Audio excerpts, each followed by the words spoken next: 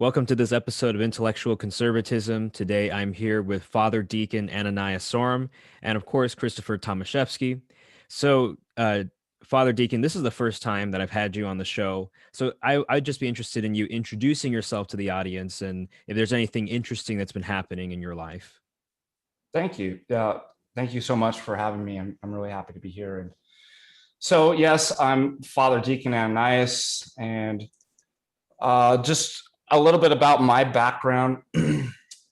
I got a bachelor's in classical liberal arts from Thomas Aquinas College, a master's in philosophy from University College Dublin, kind of specializing in epistemology, particularly in Aristotle. Obviously, that came from my background. An appreciation of Aristotle from Thomas Aquinas College.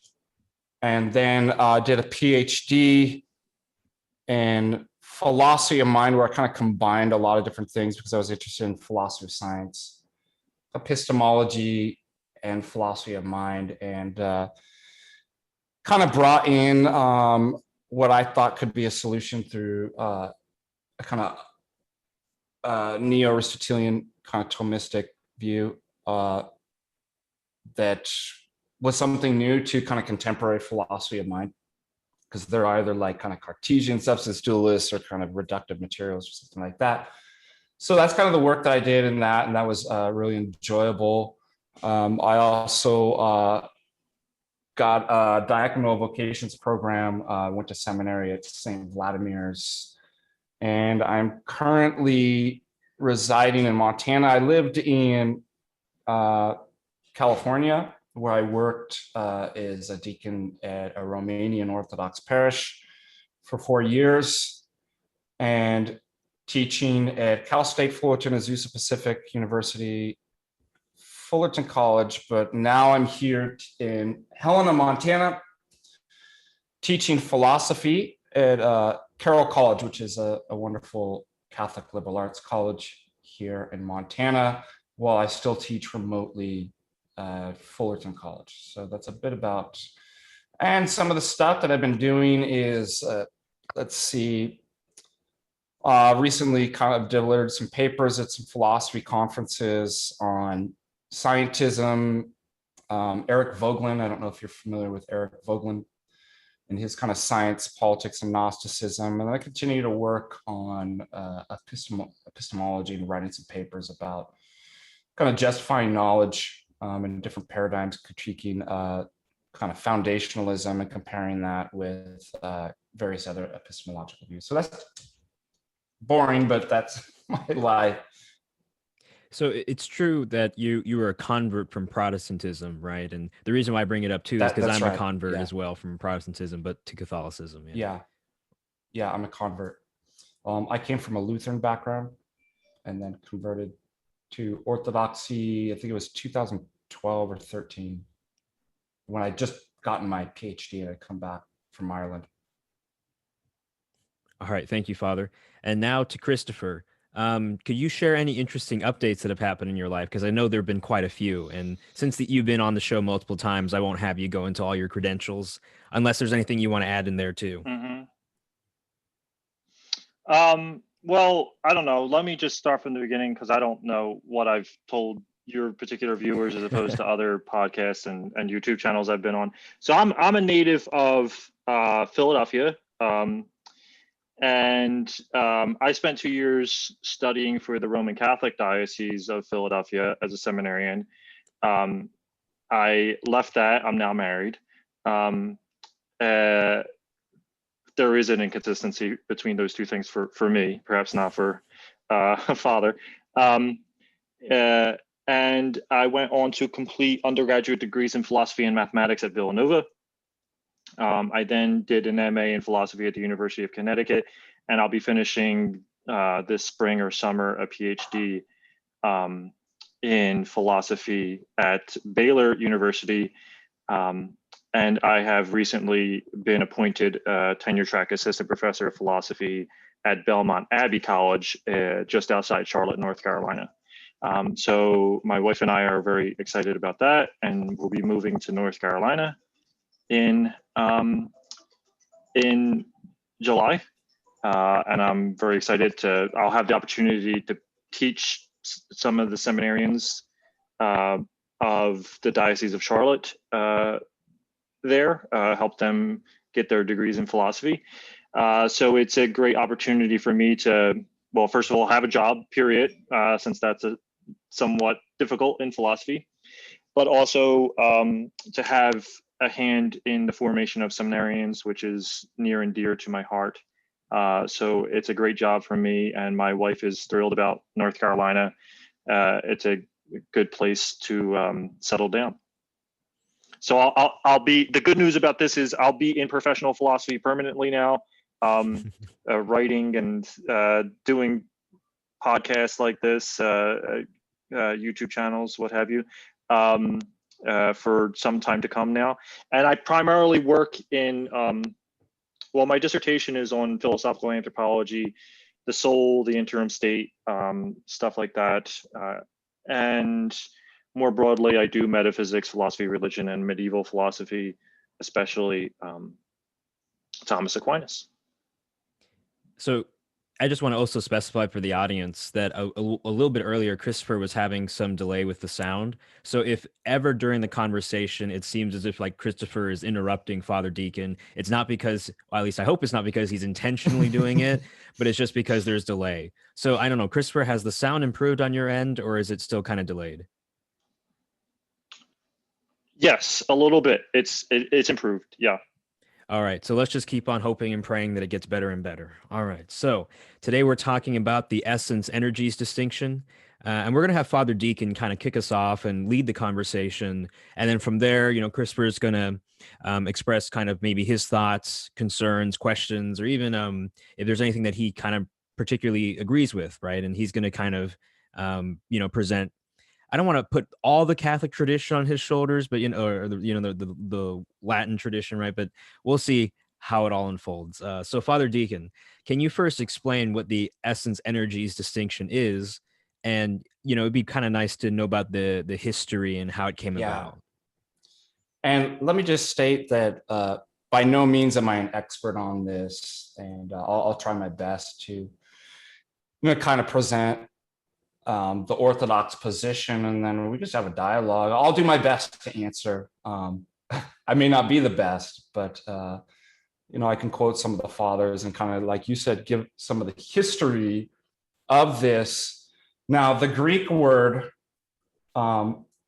for energy, as you might know, is energeia, and that has, you know, kind of different connotations and meanings, activity, working, these various things. And we actually see it occur in the New Testament. And what we're going to see is kind of like you do in church history, usually because of various controversies, let's call them the heretics, that come up, that the fathers end up having to kind of refine what has been received in the faith. Many of these words then kind of get developed over time to kind of preserve the faith and the teaching received. And there's no exception also when it comes to energeia and the energies and the notion of essence and how that relates. So any questions about that? And then I'll kind of just talk a little bit about the kind of usage in the New Testament, where we see. Yeah, Christopher, do you have any questions about that so far, or? No, not so far. Yeah, me neither. Yeah. So let me just say, so energeia, operation, which you'll have this translated in Latin, obviously, operatio is the typical kind of correspondence. It could be power. And you'll see oftentimes as you do other Greek words kind of interchange, like thunamos, right? Or dunamis is the English pronunciators say virtue, working. And I guess there's even an instance in the New Testament where strong. And an active form is kind of like living, and it has, showing forth, force, worketh, wrought effectually are some was mighty, do. In the middle passive forms, you have worketh, is effectual, is wrought, effectual, worketh. These are kind of different usages that you see specifically from St. Paul in the New Testament. Now, obviously, as that gets worked out later, you get some of this in Dionysius, Basil, Gregory Nazianzus, Gregory Nyssa, Palamos, and St. John of Damascus as that kind of. So this is kind of the history. And because of certain questions and going back and forth and various issues, it gets further clarified as fact what this means.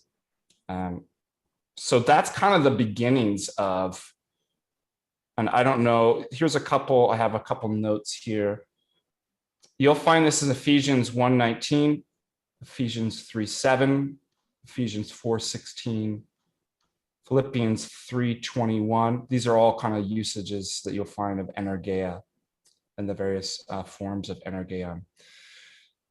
Colossians 1:29, Colossians 2:12, 2 Thessalonians 2:9, and 2 Thessalonians 2:11 are some of those.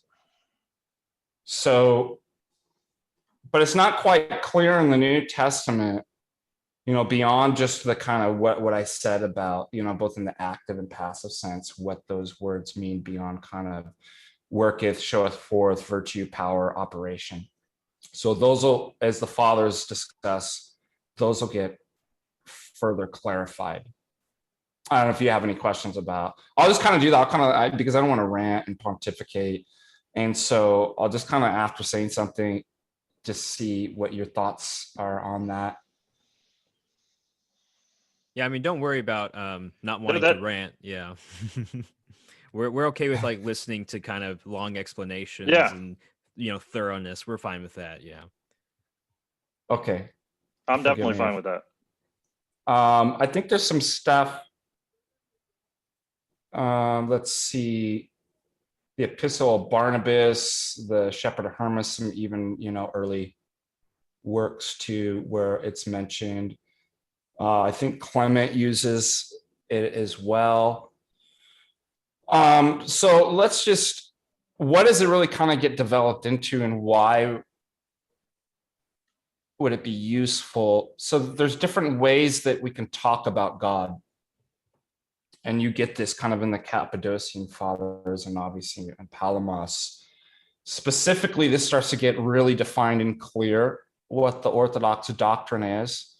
And I want to say clarification because these things are clarified because as we believe that, and I think Catholics, I mean, I know that you guys have a sense of development of doctrine, but I think we'd both say kind of a level of agreement that hopefully we're not innovating and making up things. And so the idea of kind of the fathers and the councils is to clarify what was once received and made clear to.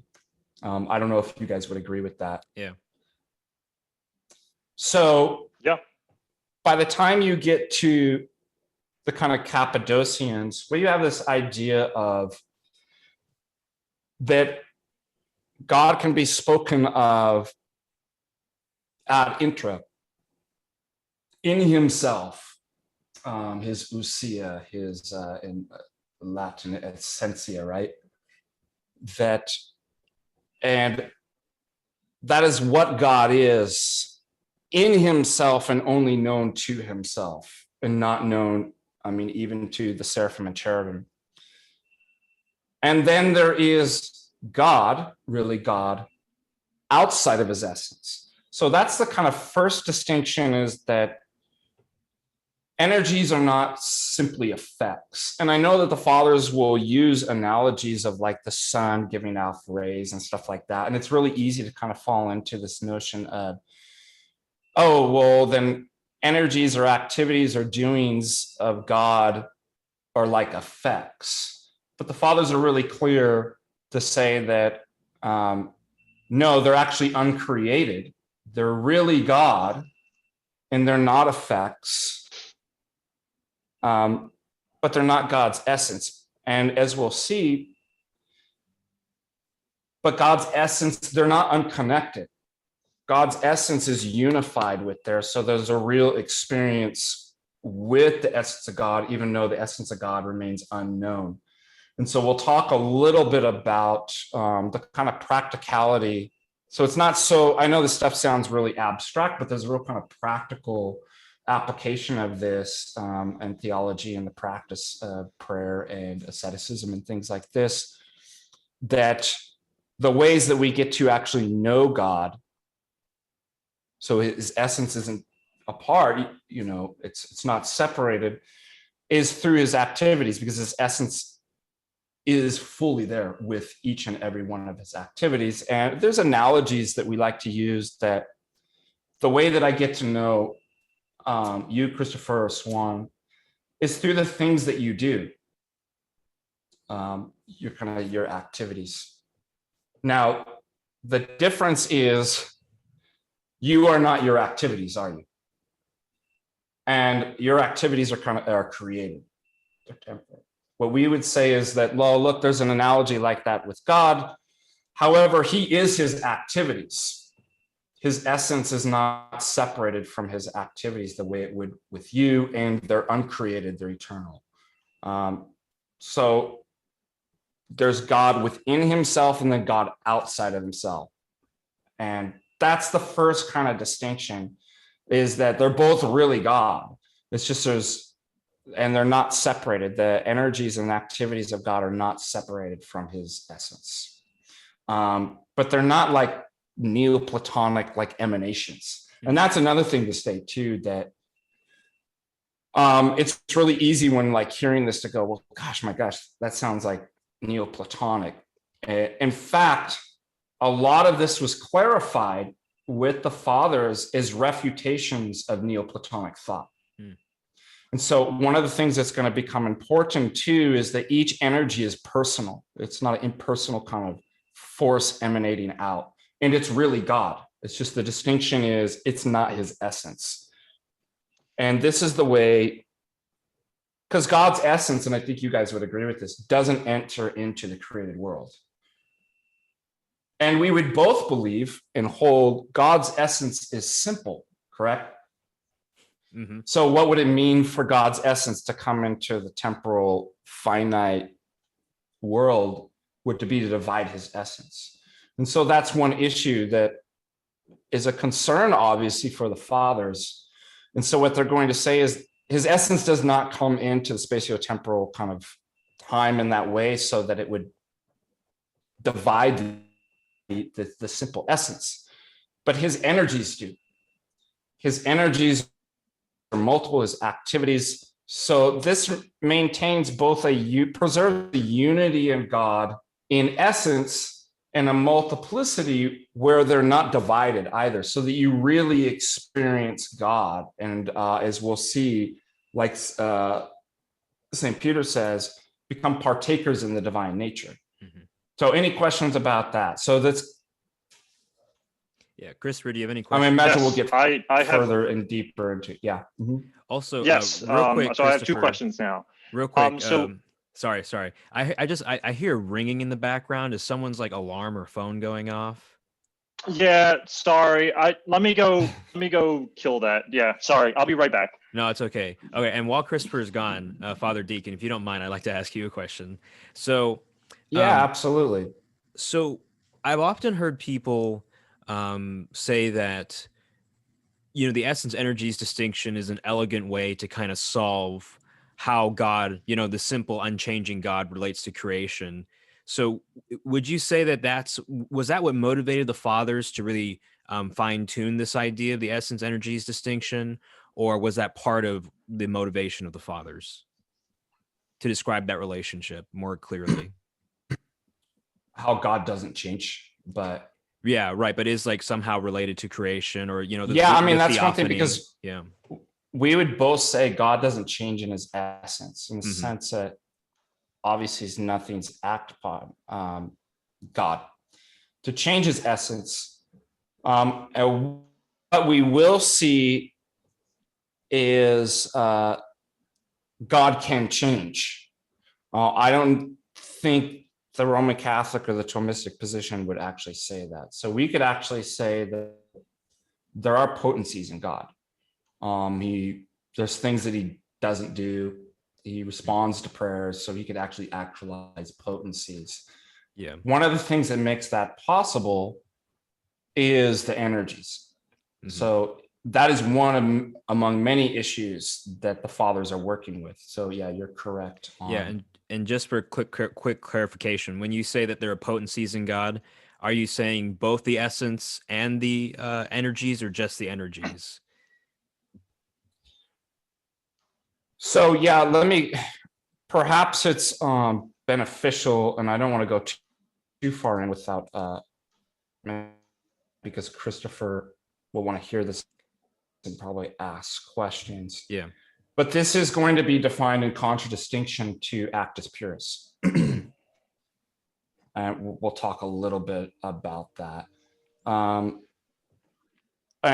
there are some similarities. I know Aquinas has 3 different modes about speaking about God: similitude, analogy, entis, and via negativa as well.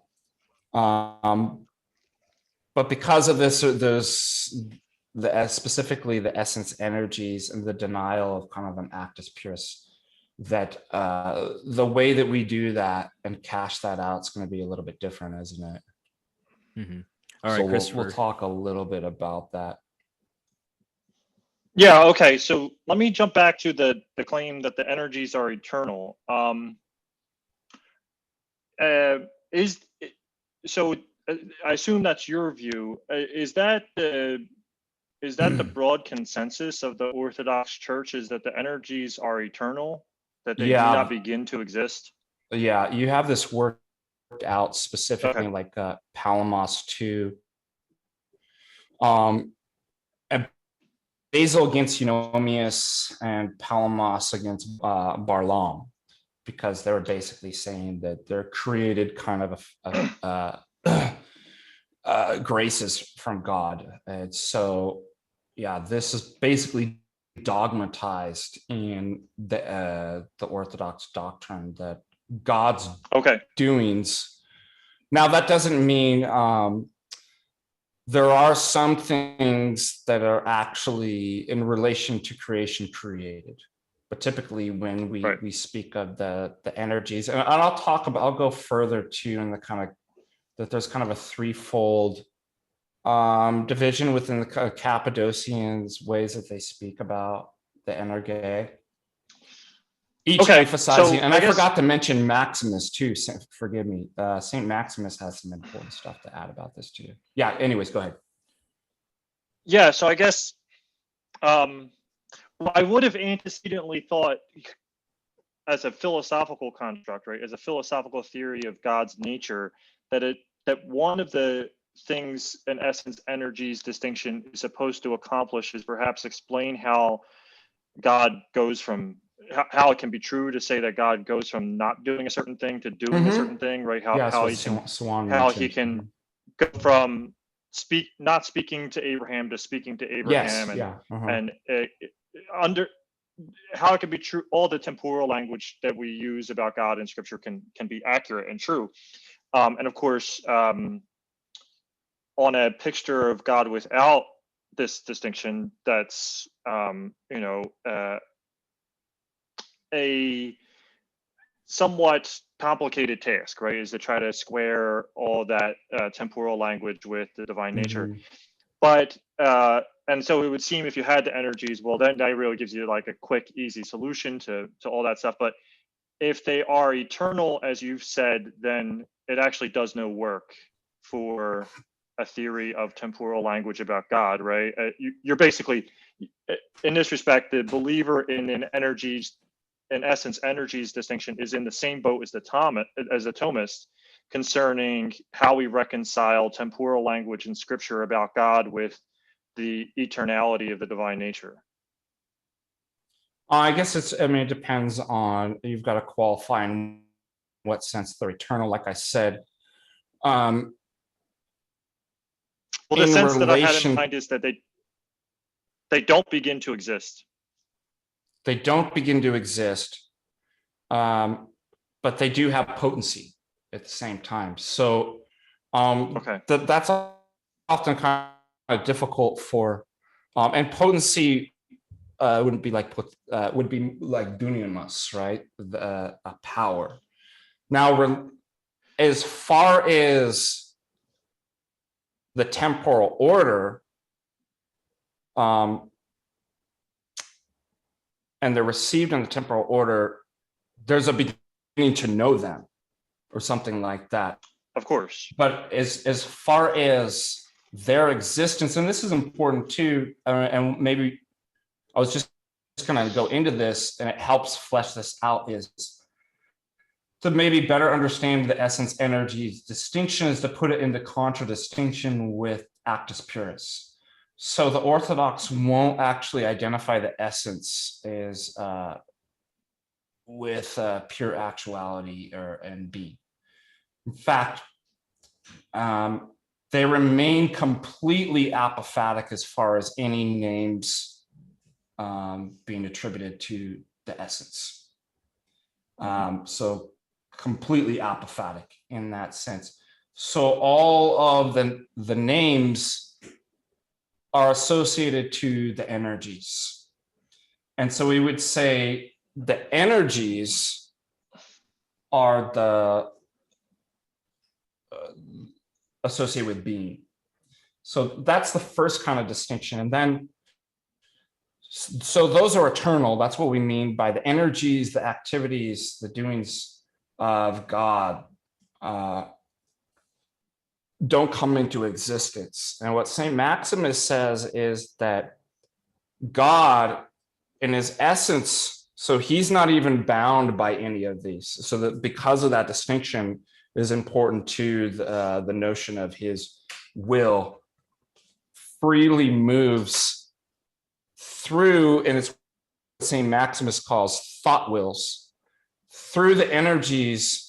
And that's what actually you see on this side in the created world. Things come into existence. But it's important to, yeah. Mm-hmm. Yeah, let me just, you just said something that I thought was interesting. So you said the energies are what I see on this side. And I would have thought, insofar as the energies are not effects of God's, but are part of God, that what I see are the effects of the energies, not the energies. Is that wrong? Yes and no. I think you see both the effects. I don't think it's a dichotomy, because what we're going to say is that, for example, the creation of you or a tree or something like that. And this is why, sure. And I'll just state this from the Cappadocian because it's going to help explain. The Cappadocian conception of divine energeia are divided into three. One part relating to creation. So this is what we're going to talk about. St. Maximus calls that the logoi, right? The plural of logos. Another to God's eternal attributes. And the fathers use the phrase, the things around God, obviously around his essence. And the third is to the activity and energy of God that can be shared by creature, which they tend to reserve only for the term energeia. They won't use that for the logoi. And the point of the term, using the term logos rather than energeia, is to emphasize that God is present in creatures. Not only is the creator and sustainer, but their meaning and purpose, right? The kind of telos. So I think we can say both and, that yes, amongst the distinctions that I just made, you have one part relating to creation. And from this view, the effects of that. However, the God's energeia, his energies are eminently present within, and they sustain, right? So you're actually participating in God, in creation. So this is why St. Paul says, all men are without excuse, because God is actually not in essence, but as energies in creation. So we, instead of having the kind of sharp distinction between what we would call natural theology and revealed, is Demetrius Stanilois says, we make the distinction between natural revelation and supernatural revelation, in which natural revelation has its meaning and context within the supernatural revelation, exactly in the way that I said. So you're experiencing God imminently. You're not removed by kind of like a just cause and effects, but you're actually experiencing and participating in God in the created world. And that's what we would call natural revelation in light of the supernatural revelation. And I think that's an important part, especially when we get to Timothy, where St. Paul says we will become partakers in the divine nature and what that actually means. Yeah, excellent question. So is the relationship, is it the relationship between creatures and the energies is one of participation then on this model? Yes, exactly. That's how. Okay. And you know, we have this doctrine of theosis, which is to become what God is by nature, not in essence, obviously, because that wouldn't make sense. And I'm going to talk a little bit why the energies are useful, because if we were to become partakers in the divine nature, it's going to turn out there's not going to be a trinity, it's going to be a quadrinity, and so on ad infinitum, as many as people enter into participating in the divine nature. So that distinction is going to become important too, in terms of what Paul said. So is it accurate then to say that nothing participates in the essence itself, or the divine persons do, and that's it? That's right. Okay. That's why you say ad intra, right, in the Latin, God within in himself. So nobody sees that. Which is even, it? Is it? Yeah. Go ahead. Is it nothing participates in the divine essence, or the divine persons alone participate in the divine essence? I'm going to probably shy away from the language of participating in, as far as the Holy Trinity, the persons of the Holy Trinity. Let's just say if by participation you mean they fully share that, and kind of unique ways, right? The Father is the archean, the monarchia, the cause. The Son is shares fully in the divine essence, in that he is the only eternally begotten, and the Holy Spirit, the only spirated, if that's what you mean. But that, as far as having, knowing, and there's also the Greek word perichoresis, speaking about this kind of indwelling or dancing with referring to the essence too. Like they all share it, but they're distinguishing the persons by the way that they obviously proceed or spirate. And that essence, St. Basil says that the divine essence always exists in the mode in hypostasized, right? In the mode of a person, the tropos, which isn't too far from, this might be reminiscent of like Aristotle, that there are no bare naked essences out there, right? They always have to exist in some particular mode, concretized mode. And for us human beings and for God, it exists uniquely in the mode of a person. And that's not Sabellianism, by the way, just to make that clear. But so I think you would agree with that. Me as if, as far as the essence. Yeah. So it sounds to me as if you're that the Orthodox model, with an essence energies distinction, is not just going to reject the identification of God with Actus Purus, but also to reject the identity of God's of the divine essence with being itself. Is that right? That's right. Let me just read two quotes from you. Yeah. That kind of capture this. would you open with me to your Bibles? No, I'm kidding. I'm not a Protestant. Would you open with me to St. John of Damascus on the Orthodox faith? On the Orthodox faith, is you're probably well familiar with, Aquinas quotes him quite a bit, that St. John says, God does not belong to the class of existing things, not that he has no existence, but that he is above all existing things, nay, even above existence itself. For if all forms of knowledge have to do with what exists, assuredly that which is above knowledge must certainly also be above essence. And then another good quote is from the Theophanies of St. Gregory Palamas. The super essential nature of God is not a subject for speech or thought or even contemplation, for it's far removed from that, from all that exists and more unknowable, being founded upon the uncircumscribed might of the celestial spirits, incomprehensible and ineffable to all forever. So even in the eschaton, we won't behold the essence of God on this position. There is no name whereby it can be named, neither in this age nor in the age to come, no word founded in the soul and uttered by the tongue, nor contact, whether sensible or intellectual, nor any image which may be afforded any knowledge of its subject, if this be not perfect incomprehensibility, which one acknowledges in denying all that can be named. None can properly name its essence or nature if he truly be seeking the truth that is above all the truths. So this kind of captures why we wouldn't have being is what's known and understood. Being exists in the mind. Aquinas talks about this.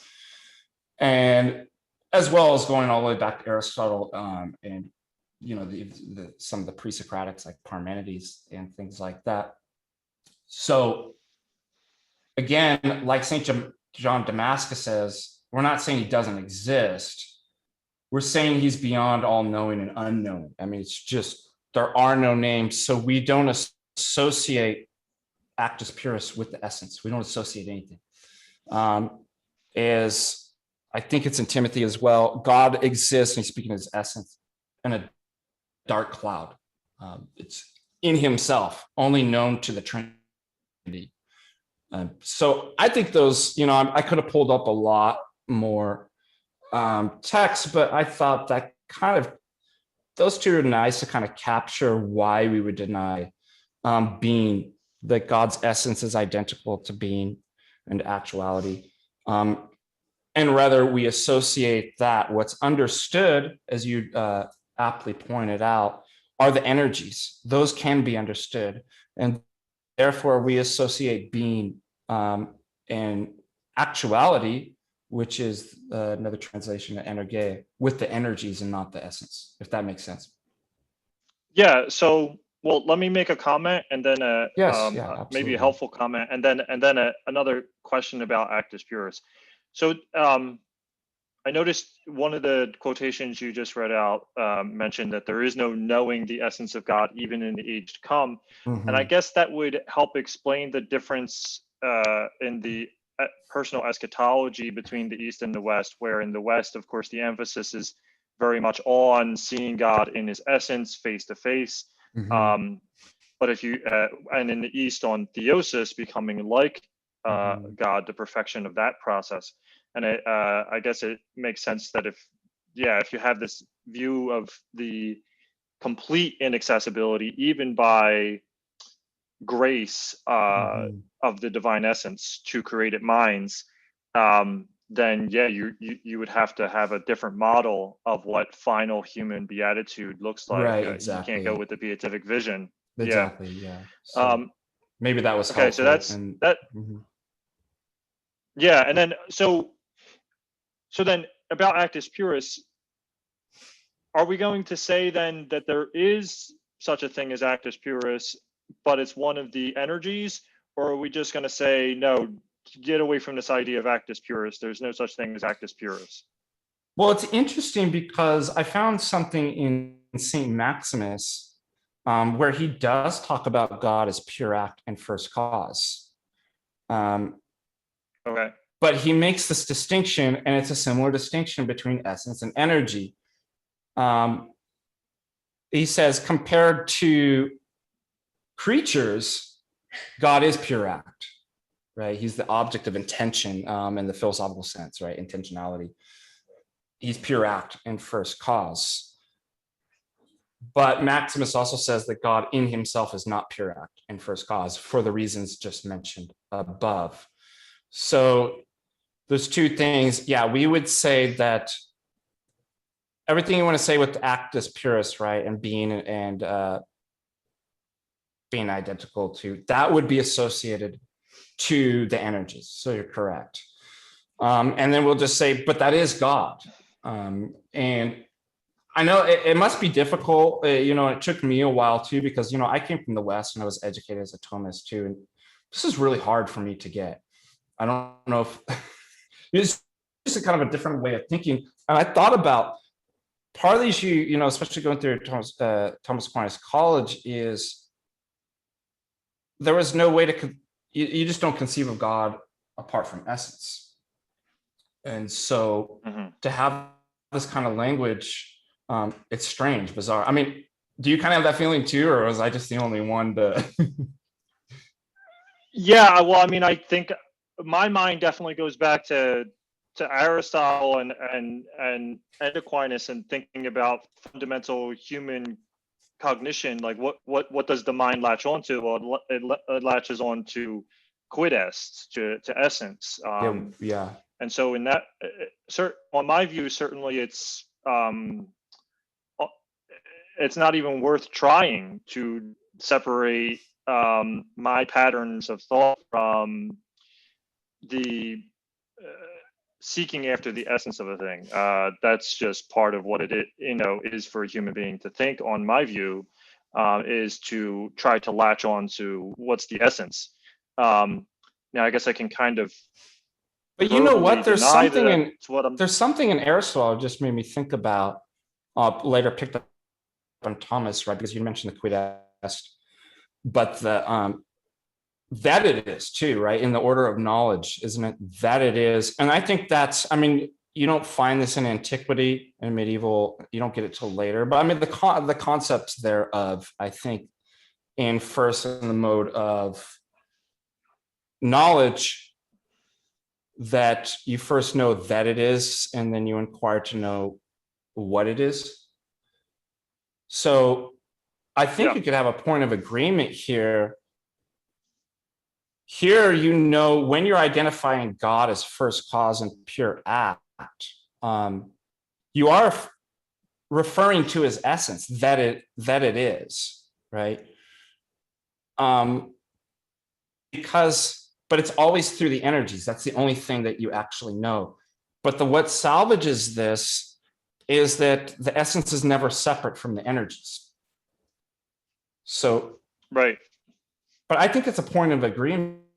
Like, I think if you kind of flesh this out, you can see how it's not so impossible to think that way. Because, I mean, the only difference is, I guess, in the beatific vision, you actually do behold on Rome, the Latin thought, the not comprehending it, but you have an intellectual participation with the essence, correct?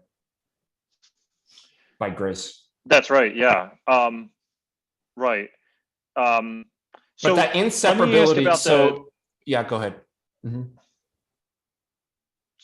Yeah, I was just going to ask about how the Apophaticism goes together with the denial of actus purus.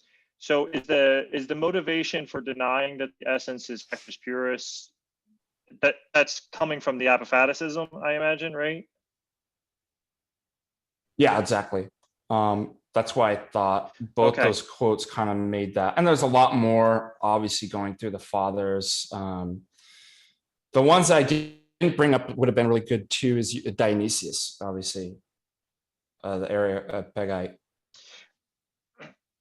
So I guess my worry about that then is I'm not sure it's well motivated to deny that God is actus purus, right? Because what Apophaticism is supposed to do is to block the affirmation of things that are well known to us in the creaturely order of God, right? So we don't want to say that God is good in exactly the way that we're familiar with goodness as exemplified in creatures, because that would be to attribute to the divine essence a degree of knowability that is inconsistent with its transcendence. But when we say that God's essence is actus purus, actus purus is not something that we know about in an intimate, familiar way as with creatures. So when we say God's essence is actus purus, we're really identifying one thing that is completely beyond knowledge, named God, with another thing that is equally completely beyond our knowledge and experience, namely actus purus. In other words, let me put it this way. The term actus purus is already an apophatic term. It's already a term of denial, right? We are denying the presence in God of something that is of something that only creatures have, namely potency. And so when we say God is pure act, it sounds like an affirmation, right? But it's actually on its. But deeper, it's not pure. It's not pure apophatic, right? Because isn't this what Thomas talks about? Is I mean, think the about analogia entis, right? So when you make an analogy, there's something that's both similar and not similar. And so you're just bringing up, well, in the notion of that, in the modus significandi, or in the mode that you actually even know, obviously there is some, it's not purely cataphatic. There is some notion, even with an analogy of negation. Did I get you correct on that? But it's not pure apophaticism. Like there's nothing that actually so I think can be known. Like that's obviously not Aquinas's position as far as analogia entis goes, correct? That's right. So Aquinas has a theory of analogy. The point I was just making is not about analogy, right? Because for Aquinas, analogy only enters in similitude. No. Okay. So for Aquinas, analogy enters in only when we want to make positive predications about God. So we want to say that God is wise, God is good, God is powerful. Yeah. That all requires analogy. However, Aquinas is very clear that when we negate of God, that when we deny that he has parts, or when we deny that he's weak, or when we deny that, whatever, that's univocal, right? So we're using the terms univocally there. There's no problem with negating univocally. It's just as long as you affirm only analogously. So my point was just, I'm not seeing the inconsistency between the apophaticism and the claim that God's essence is actus purus, because as I said before, the claim that God is actus purus is, its surface logic is one of an affirmation, but the deeper logic of that claim, if you understand actus purus in the way that Aquinas uses the term, is actually a negation. What you're really saying is there is no potency in God. There is no passive potency in God. Is really what we're saying when we say God is actus purus. And insofar as apophaticists are generally okay with negating of God, right? I don't know why there would be an issue with saying God is actus purus. All you mean is there is no potency in God. Now, of course, you're going to want to say there is potency in the energies, but then coming over to the essence, why can't we say that the essence is actus purus if all we mean by the essence is actus purus is that essence has no potencies? Because the apophaticism in the fathers that I just mentioned, say John Damascus, Dionysius, Gregory Palamas, and Basil, goes much farther than that. That the negations don't even get to. This one says there is no names, even negative names. That it is literally beyond all unknowing. And so they won't even attribute any predicates. Really go to the energies. So I think the difference here is it takes apophaticism far deeper than the sort of kind of apophaticism that you mentioned there. Yeah. So I can't say on this kind of view of the divine essence that it's not evil. I'm not to say that.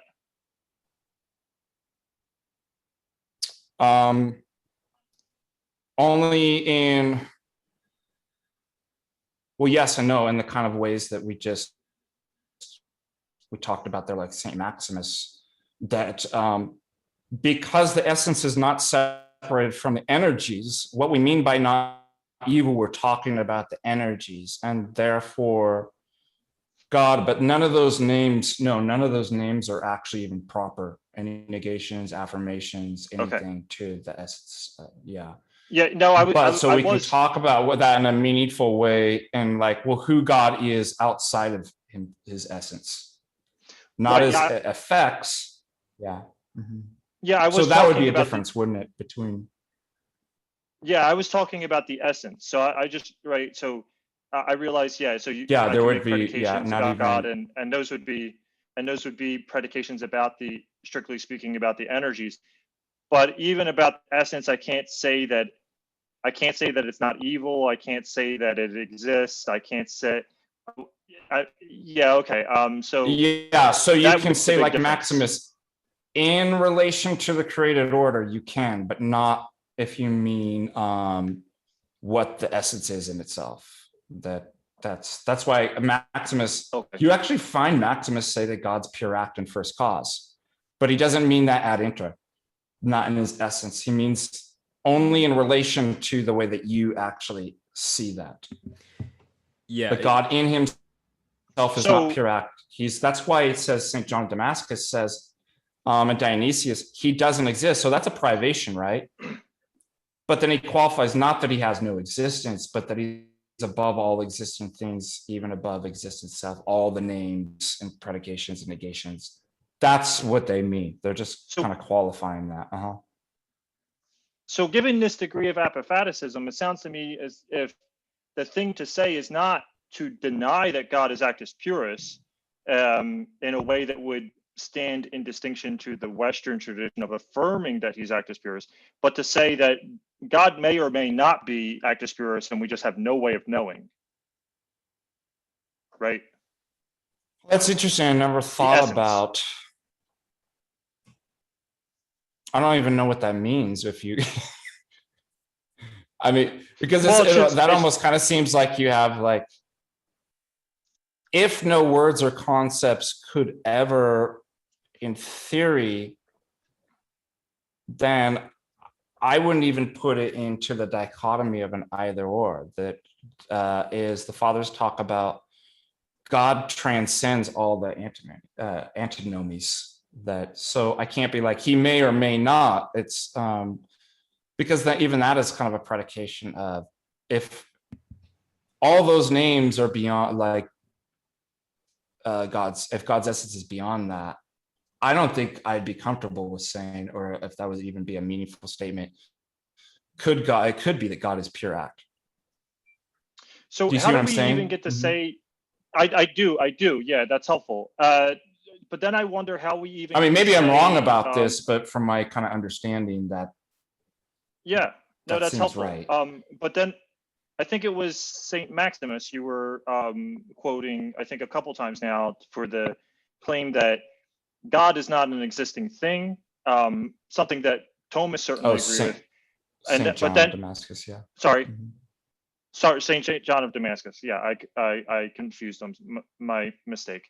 That God is not an existing thing, but right, and then he qualifies not that God is without existence. And then I wonder how he gets to say that God is that God is not without existence. If we can't say anything at all about the essence, or is he talking about the energies when he says that? I think obviously has to be talking about the energies.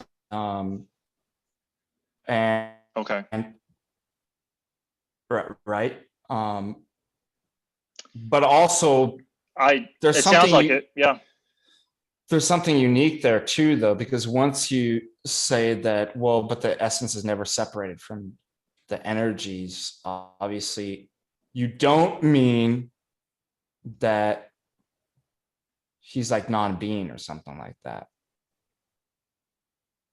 But it's, I think Yeah, okay. that's what he's trying to say. Like, so he's qualifying the way we don't want to attribute the word being to God, but we don't mean he's non-existent. How do we know there is an essence then? How do we know there is a divine essence? How do we get that knowledge? Oh, that's a really interesting point too. So I would say this is a remarkable kind of distinction between the Latin West and Orthodox, the Ordo Theology, the way that we do our theology. So we really don't do natural theology. You'll use this, you'll see the language in the Fathers, but by natural theology, what the East means is something entirely different from the West. The idea that, I'm trying to remember how Aquinas defines it, and then it's, again, it's actually brought up in John Paul II's Fides Ratio. Even in Vatican I think it's actually confirmed as far as kind of defining what that is, what the intellect by the natural reason, light of reason alone can know without revelation. And kind of this an Aristotelian Thomistic move, you obviously, you begin with this, what's more known in the senses, right? And you move from effect to cause and that's the way. Did I get that correct? I mean, just kind of with a broad brush. I know it's more complicated than that, but now, so as far as first principles go for Aristotle and Aquinas and the Latin West, on the distinction, what's better known to us versus what's better known by nature, they would put that, correct me if I'm wrong, obviously in sensu. You begin with the senses, and that methodology actually works. What would be different in the East is that we begin all of our knowledge with divine revelation. And so we're not going to have this, and not that we don't do philosophy, but we don't have the same kind of epistemology and methodology of, in an autonomous way, working from effect to designate a cause. And then obviously, even the Thomas is going to admit that, well, there's certain things you can never know, but you can know that it is, and this and this, that God's a first mover, and the various things like that. So what we would say to answer your question is the way that we know this is not by kind of natural theology, the way the West would speak in a kind of a autonomous philosophical sense of working from the senses up through the kind of causation, but this is revealed. Revealed theology is how we, and a lot of this is, I mean, how could you work this stuff out? Like the that makes perfect sense. That makes perfect sense. But I would have thought that revelation was something carried on through the energies, right? And so if it's carried on through the energies, then is the way that we know about that there is an essence because God through his energies tells us so? Is that how it works? I think that's something, no, I think it needs to, because that would be kind of through your more natural reasoning. I don't think you can know that. And I bet I can know that there's an essence. Not through kind of going from effect to cause like that. I don't think so. I think that, and again, right. Or that God's essence isn't unknown or something like that. Yeah. Sorry, the suggestion wasn't that we reason from effect to cause.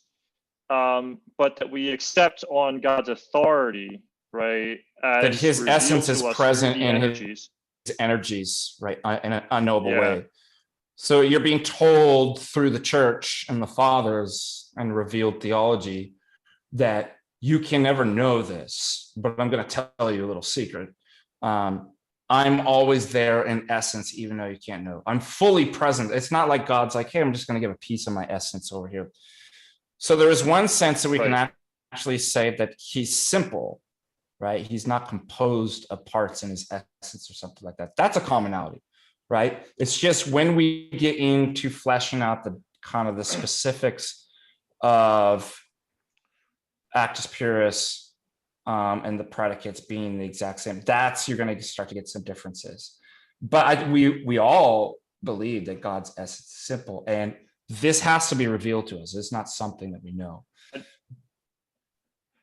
But you come in contact with actual, so there's not a separation. I guess that's important too, because in the Thomistic understanding, you know God through the effects, right? So there's kind of a medium, like you're not directly experiencing God's essence.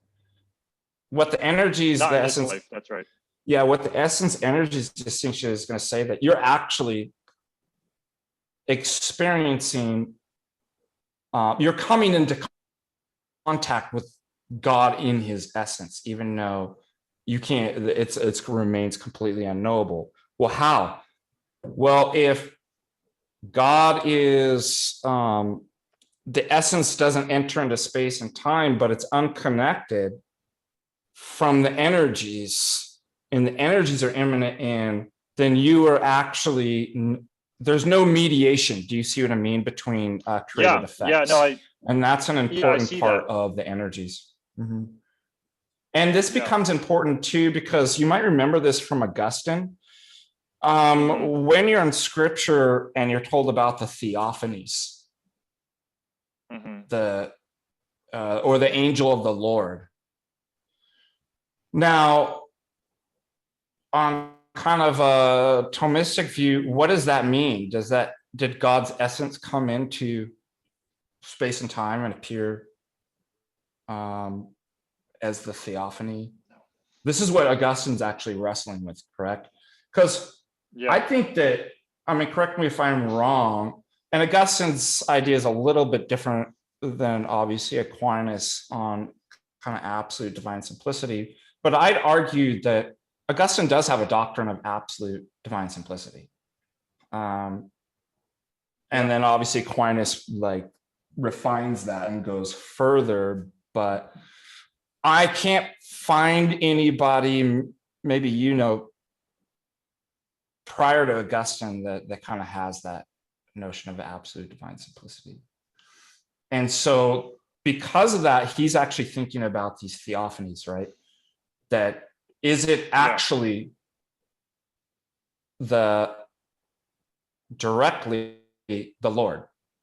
Well, on Augustine's concept, you can't actually say that. It has to be mediated through some type of created effects, right? So that's not actually, well, this issue comes up with the energies, with the Eastern Fathers. And this is one of the things that the energies actually is able to preserve. It actually is the Lord. Not in essence, but his essence is there because it remains unconnected. There's no mediation. So what you're experiencing on Tabor, what Moses is experiencing, the glory of the burning bush, is actually God. There is nothing, there's no mediation of kind of created effects, which you might find interesting. I'm not sure. Yeah, I have a question about that, but I'd like to jump back to the Apophaticism, if you don't mind, for just a moment. So you said that the divine essence is simple, that this is a point of agreement between us, but I thought we weren't allowed to say anything about the divine essence.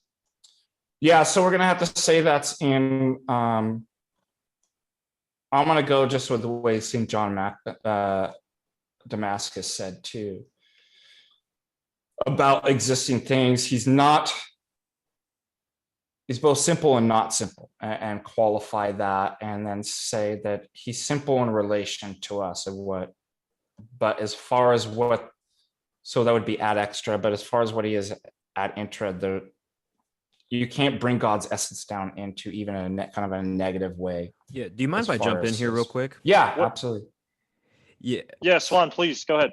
So it seems to me that for the Orthodox, that this idea is that whenever we use language or we're kind of trying to conceptualize or kind of approach the divine essence, right? Like you're very careful about not wanting to directly name it, because even the naming act or even the saying it is this or that, right? It's inherently bound by our kind of like creaturely intellect and way of speaking, right? So then you would even say that if we say God is this, or if we say, well, we can go apophatic and say God is not this, and if we want to say logically, well, then that means he has to be this.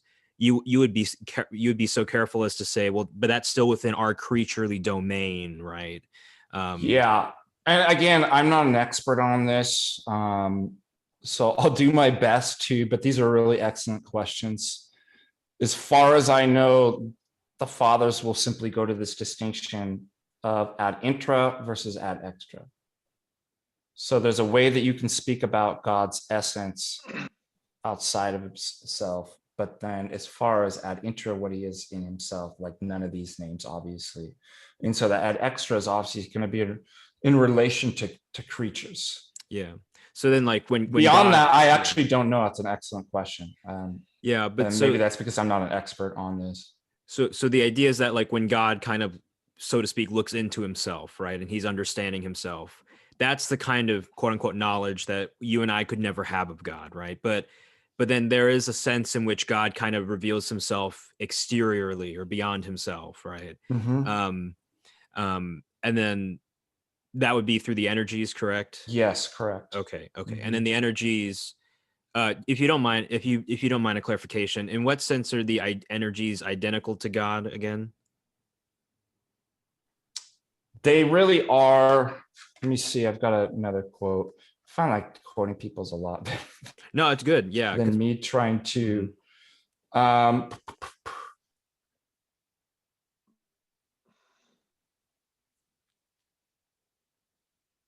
here's one that's really good. St. Basil talks about the role of energies and manifest, opposing them to unknowable essence. Quote, it is by his energies, he says, that we know our God. We do not assert that we can come near to the essence itself, for his energies descend to us, but his essence remains unapproached. That wasn't the one I was looking for.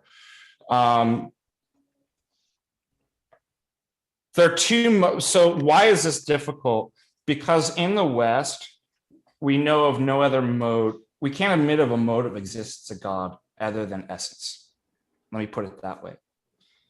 In the East, there are different modes of existence of God. God in himself, i.e. his essence, and then God outside of his essence, which we would call his activities or energies.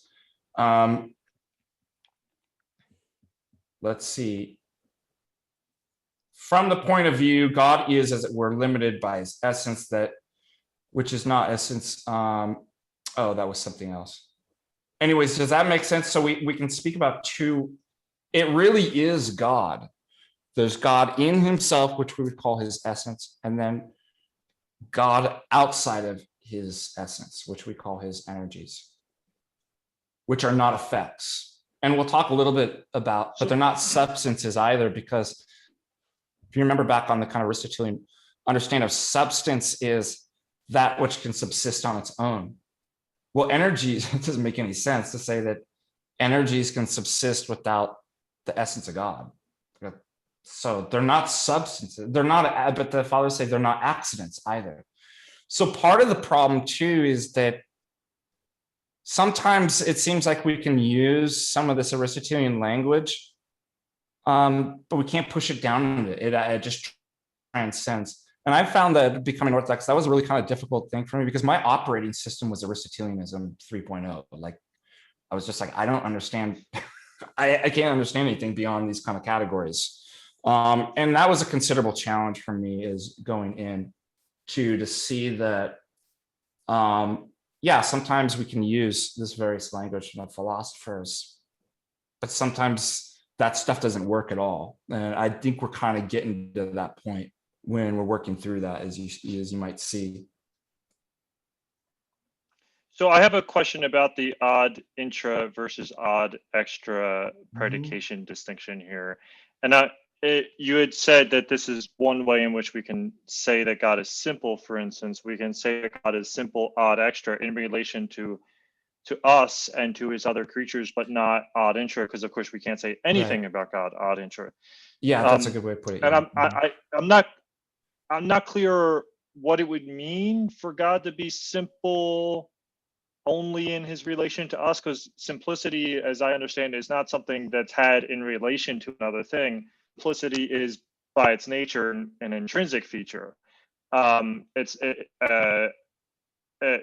mean, to me, it doesn't make any more sense to say that something can be simple in relation to something. Well, it makes sense to say that something could be simpler than something else. But to say that something is absolutely simple in relation to something else, I mean, as far as I know, I'll try my best. Yeah, I'll try my best to answer that. I see what you're saying. From what I remember reading to the fathers, they'll say, all we mean by that is as revealed to us, and therefore what's revealed is ad extra, is that God's essence isn't composed of parts. But what they won't say is that the predicates that we give are all identical to God's essence. So that his goodness, right, and that they're just virtual distinctions. And this becomes a debate of, in the Greek about katapanoia, or these just mental distinctions in the energies, these various things like that. So that's the only thing I can really say, is that I remember reading in the fathers that they said, what do we mean by God's essence is simple? It's not composed of parts, and that goodness does not actually attach to his goodness, is not his essence. It's his energy. Wisdom is not. Do you see what I mean? That seems to distinguish it from kind of absolute divine simplicity, but the agreement, so that would be the difference. The agreement would be, well, we all mean he's not composed of parts. And to admit distinctions in God doesn't mean that he's actually composed of parts. That might be a difference too. So you said that, well, God reveals to us through his energies that his essence is not composed of parts. But then I wonder, and you were relying more generally on this distinction between natural theology as it's understood in the West and revealed theology, where in the East it's everything is in some sense revealed, and that all makes sense to me.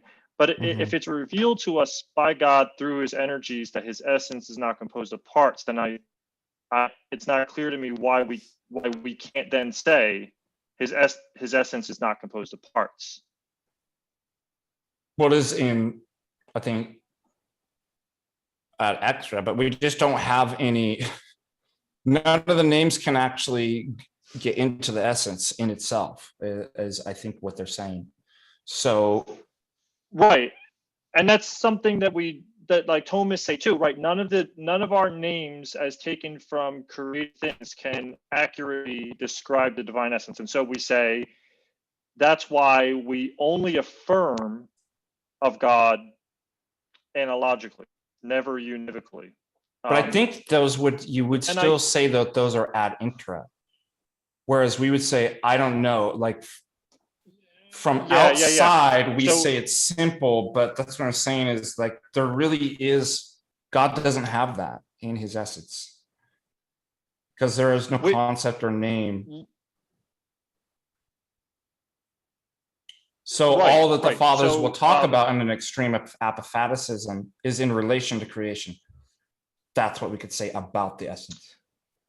So the distinction that, Right. well, So- from in himself as the existence, the essence actually is in itself. No, like you can't say it's composed of parts, not composed of parts. I think that's their point. There's nothing that can be said. Well, but I guess if there's nothing that can, right, I guess I'm just, if there's nothing that can be said, then why does God reveal that his essence is simple? Oh, I It don't seems know. like it's not. That's a good question. I Okay. don't know the will of God. Yeah, I Pretend guess to I know mean, the I will of just God. like when I think of why God reveals things, there's a number of reasons, I suppose, right? That he wants to reveal for order to our beatitude. But the first immediate reason that I think of when God reveals something to us is that it's true, and he wants us to know it, and he wants us to share that information with others to the best of our ability. Yeah, and so why not say that? Yeah, that's a good. Yeah. He wanted us to know. He wanted us to know and then Right, not but know if we certain know, things. Yeah. if he wants us to know and what he reveals is true, then when he reveals that his essence is simple, it seems like we can know that his essence is, which seems like it's already a problem with the extreme Apophaticism, and that we can accurately say that his essence is simple, which would certainly be in conflict with the extreme Apophaticism. I'm not convinced of that. I'm not, because of that. I mean, if you hold to that there actually is a distinction. So the way that you're seeing a relation to creation as far as what you know, yeah, it doesn't seem to be composed, and God wants to reveal that. But as far as, and part of this is fleshed out that, again, I mean, you have to, in some sense, make this doctrine in contrast to the Latin, because that's the way that it actually played out. Mhm. Yeah. So, for Right. example, what you're saying is really kind of Barlam's position, who is an Aristotelian, who's actually trying to argue this. So what we get is, well, it's not like that. It's not, we can't actually say those things. Eunomius has a kind of very similar position to the Thomas, but although he arrives at a different conclusion. So as far as that, like, I don't know actually how to answer that beyond just, I do know that God, like you said, God wants us to know certain things. And at times it looks like, well, isn't that the same thing as just absolute divine simplicity? And maybe it's because I'm not an expert on this, but I do know enough that, well, you really do, in both Barlam and Eunomius, have a doctrine of absolute divine simplicity that Basil against Eunomius and Palamas is arguing against. So there has to be some sort of distinction. Beyond that, I don't know. These are excellent questions. Yeah, can I hop in with two things real quick? So what I want to do is maybe just kind of express some of my thoughts so far about this conversation. Yeah, absolutely. And then I want to ask Christopher a question, then I want to ask you, Father Deacon, a question. And maybe if there are any other thoughts you want to have, then we can fit those in, because I don't know if you want to go all 2 hours. Oh, I'm going to run and get my charger for a moment. I thought you said 5 hours. I'll be right back. I'm kidding. No. Well, okay, I'm so tired. I'm tired. I really couldn't do that. No, it's okay. Yeah, I think I'll wait for Christopher to come back, because this particular question I want to ask you, I think it would be good clarification for everyone who's listening so far, and even for Christopher. Not because I think he needs it, but just for the sake of clarifying everything that's going on, because there's been a lot that I think has been really interesting. So I'll just wait for Christopher. All right, there we go. Yeah, you can hear. All right, cool. So yeah, I mean, what I found really interesting and really telling, Father Deacon, is that when you mentioned the fact that, in the West, we kind of have this very autonomous view of reason, right? And I think even, to kind of use an example, I think it was Thomas Nagel in his book A View from Nowhere. He talks about how reason kind of almost allows us to transcend ourselves and to have this universal perspective on things, right? And that in some sense, what the East is acknowledging rather is that no matter what, we're always going to be bound in that perspective of our, from, for instance, as a human being, I'm going to reason as a human being. I'm going to be able to relate to God only insofar as, as a human being. Whereas God, right, like in God himself, ad intra, as you put it, right, God is not thinking like, oh, I'm simple, right? Or God's not thinking like, God is just, it's almost kind of beyond even any words or expressions or sentences that I could convey, right? Yeah. So is that and kind we'd of also yeah. say too, I totally forgot about this, that you're right. We could say that like God is simple, but that predicate's not identical with his essence. So that maybe that's one way to, the things that we say about God are not actually identical to his essence in the various ways. And we would see that poses certain problems. But I like your point too. And I worked on this in kind of epistemology that, first of all, everything's kind of theory laden. We have like our kind of concepts that we impose on the way, both our methodologies and the way that we view, even like what person would call self-evident. This is self-evident, and the other person's like, no, it's not self-evident, right? And from an Orthodox point of view, we would say that obviously we're diseased from the fall. We're corrupted. We've abandoned life. We've kind of turned, and we can continue to do that. And so we create kind of stories and narratives and paradigms and philosophies that make us look at the world incorrectly. And as St. Justin Popovich on St. Isaac the Syrian's theory of knowledge talks about, that the way to actually see the world correctly is to become like God, to start participating, purifying one's nous, which I'd never heard of before coming from. And so I thought that was interesting. I don't know if that kind of relates to what you were talking about, but yeah, in that sense, there is no autonomy. It's that everybody's messing up and creating these kind of false systems, and they're not able to see the world or God correctly. Yeah, Christopher, what do you think? Do you think that's kind of like the fundamental difference that's going on here with how we view just reason itself? That's part of it. So as I've understood Father, he's, I think, correctly told us that, this is not going to fit well with an Aristotelian metaphysical framework. And I think that's absolutely right.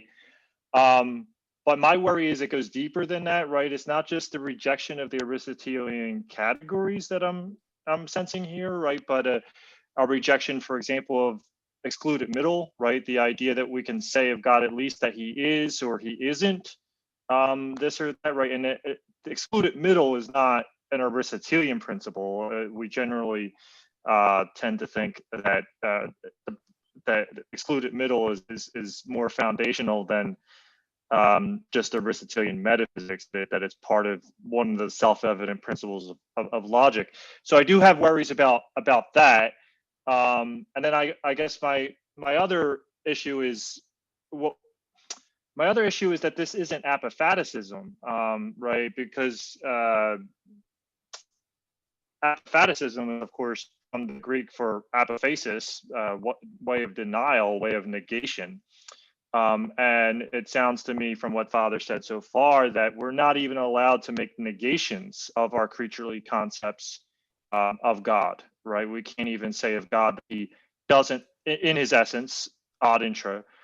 We can't even say of God's essence ad intra that it is without parts, or that it is without potency, or any of these other things that Apophaticism, historically construed, was certainly fine with saying. I mean, so this isn't right. I mean, there's some levels that we might say here, right? There's the cataphists, and among the cataphists, they're levels, right? You have Scotus and other cataphists who are comfortable with univocal predication, univocal positive predication of God.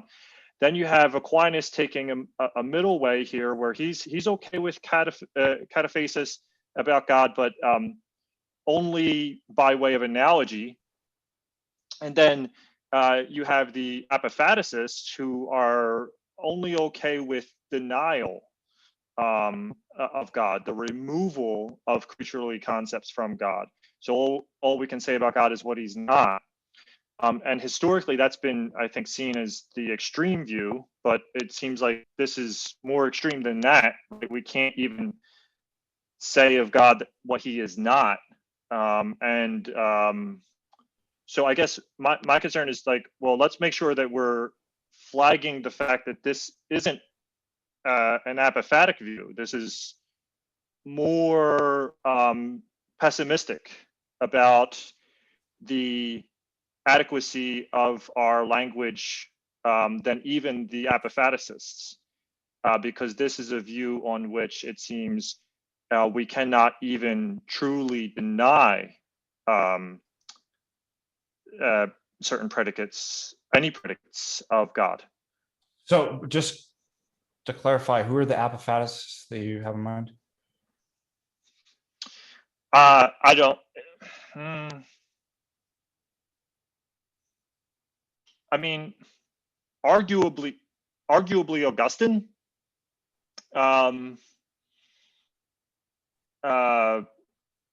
This is way up.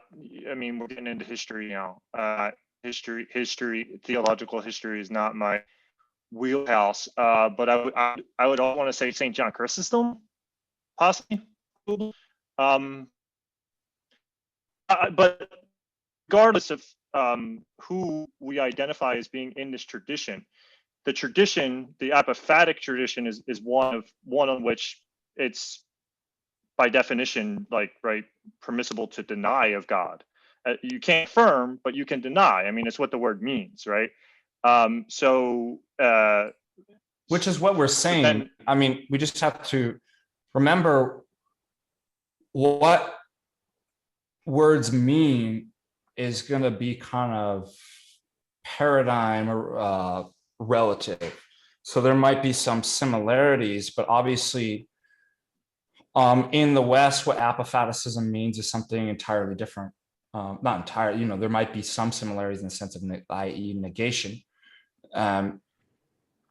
But you are correct. In the East, it's going to, and definitely in St. John Chrysostom as well, it would take this view. It means something different in this system and so again, there are distinctions. I like that you actually brought up that it seems to me that you'd be denying law exclude the middle. And again, what I hope to show going through and have shown is saying in a way yes, in a way no. There's distinctions, but we don't want to fall into some type of Eastern mysticism or fideism or something like that, and saying that there's nothing at all. So I think if you qualify, so what we would say is, and again, St. Maximus talks about this too, God transcends the logical antinomies. And one thing that you will see in the East too is, and I wouldn't say just in the Western Christianity, I think it goes back all the way to the pre-Socratics. There's these kind of dialect, the system that they're working in, that they kind of presuppose, has a dialectics of opposition. So if that's what you mean by law of exclude the middle, because obviously in one sense, we're going to say that it's either God that we're talking about or not God. But in other senses, he transcends that. And what I think you were right to pick up on is something unique about the Eastern Orthodox system is, unlike the philosophical systems of the West, they are not restricted to a dialectics of opposition. One and many are not opposed. God can be known and unknown, like the things could be. So we make these kinds of distinctions, but it's not I wouldn't couch in terms of what you said, that there's nothing that could ever be said about God's essence. As long as you make those distinctions, there's in a way that is related to creatures that we're actually talking about the essence. But in itself, no, none of those predicates are identical with God's essence or could penetrate even the negative. That might be bizarre, because of like the system that you're coming from, and I understand that. Yeah, so that's why I qualified. I said, I think, and correct me if I'm wrong, right? The view is one on which absolutely no predications, positive or negative, can be made of God's essence ad intra. Mm-hmm. Right? Yeah. Mm-hmm. Okay. Right. So then that sounds to me like it's clearly stronger than Apophaticism. Apophaticism just says well, in the no West, positive I think predications. You're right. Yeah. But and I actually remember reading that Greek, in the Greek. Mm-hmm. The Greek is not a Western construct, and the Greek means way of, to say. Well, words do evolve. For example, and probably in light of various issues like this actually coming up and having to suss it out.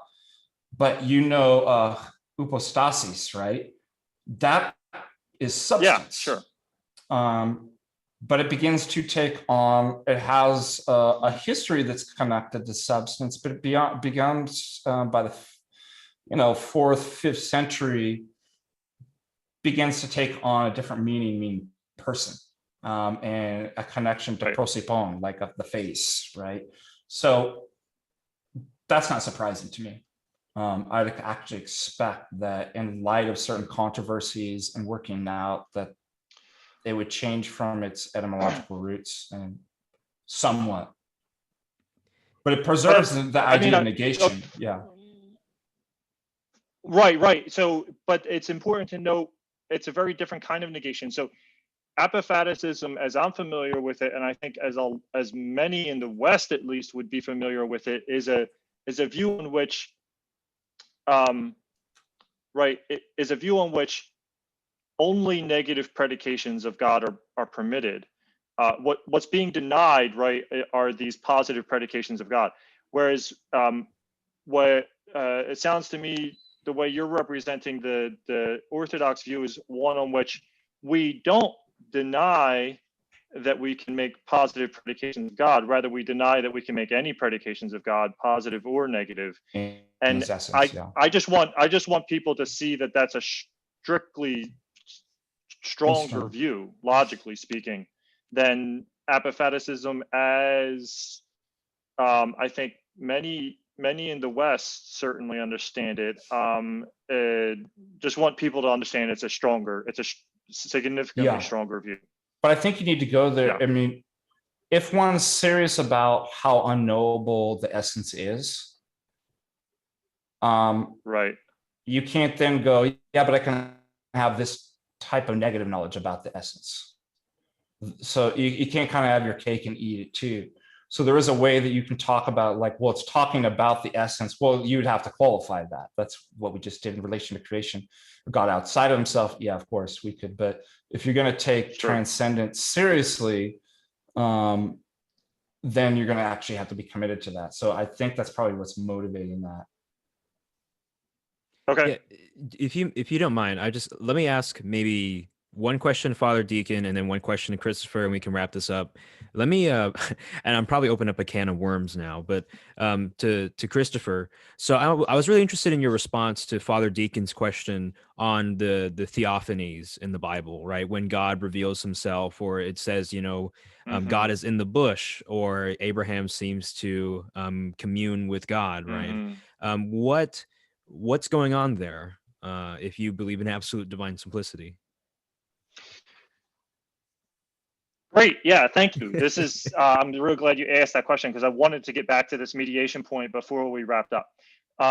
So I mean, if you can sense it, right, you can see it, or you can hear it in by means of the human senses, then obviously that is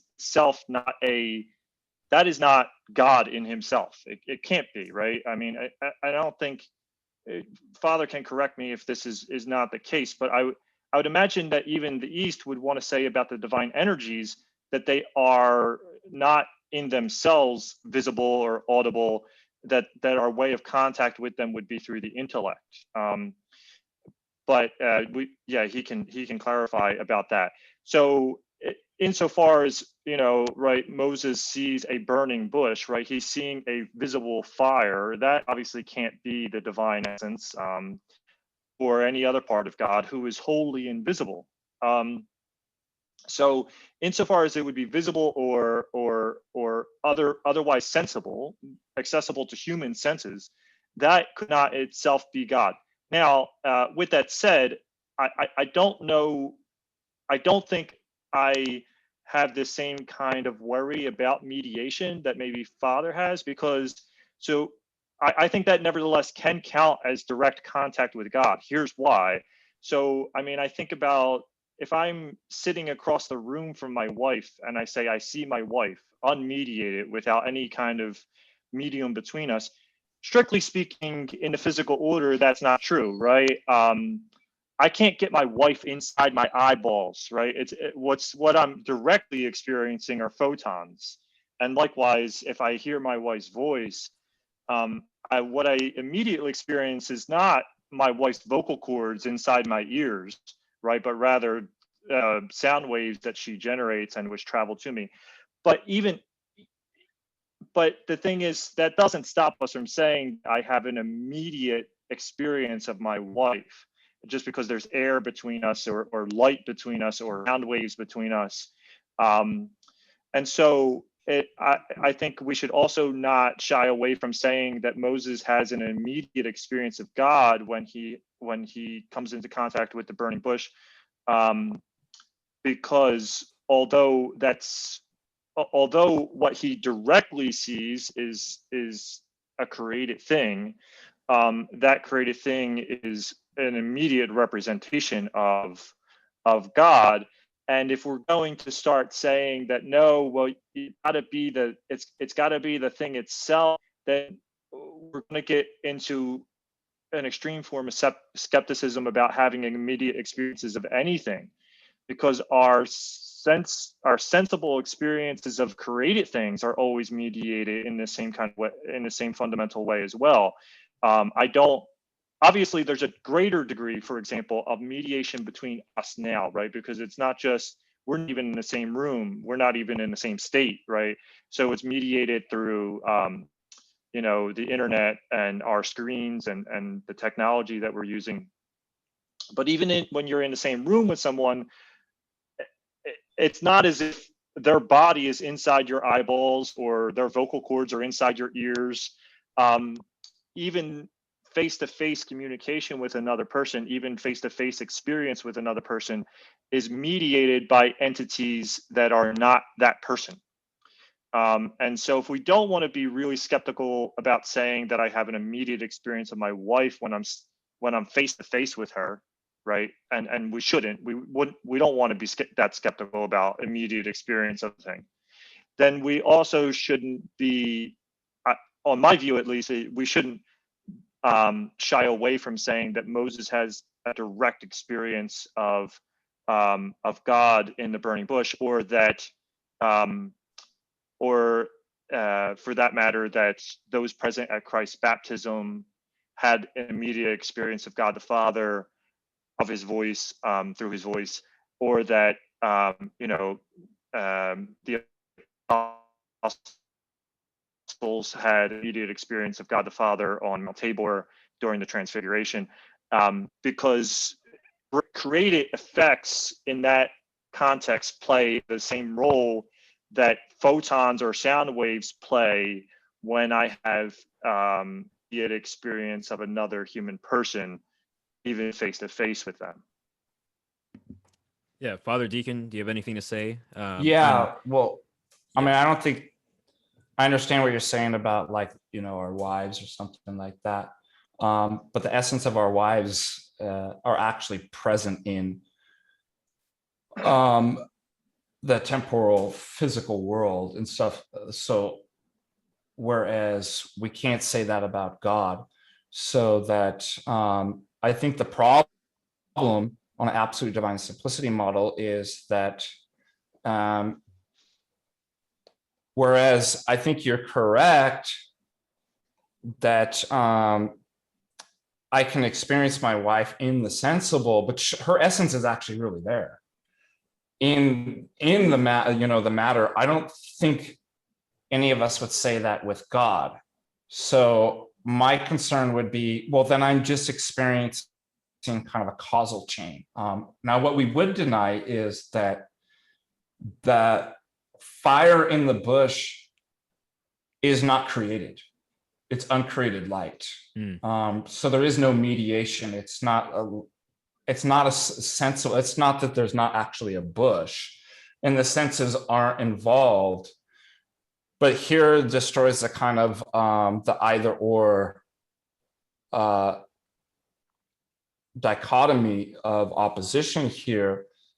You're still a sensible being, like you're still seeing a bush and there's a burning, but that's actually really God. There are no effects that you have to, he's actually as cause right there with you. Now, part of being able to explain this too, we have a somewhat of a different anthropology of talking about the intellect, the nous, which the fathers begin to retranslate to be like the eyes of the heart, the most inner recess of the human being, and obviously the body.